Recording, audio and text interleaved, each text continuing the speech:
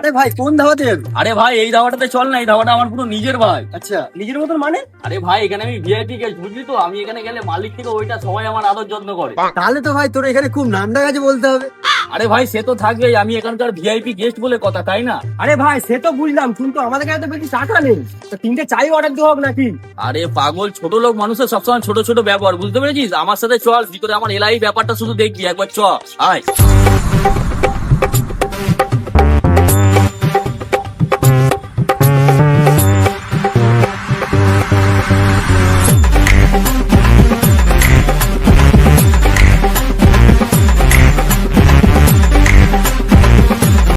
হ্যাঁ স্যার বলুন স্যার, কি লাগবে?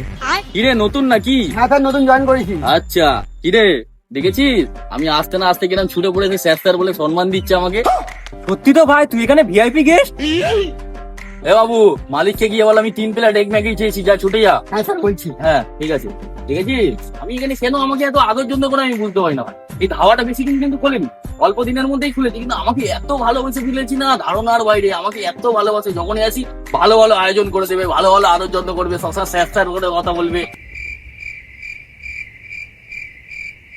দেখ দেখ আমার জন্য কিরকম বড় বড় থালি দেখাচ্ছে, মানে কি বলতো, ম্যাগিটা দেবে কিন্তু ভালোভাবে দেবে, বোঝা যায়। আমি ভিআইপি গেস্ট না ভাই, আমাকে খুব ভালোবাসে, বুঝলি?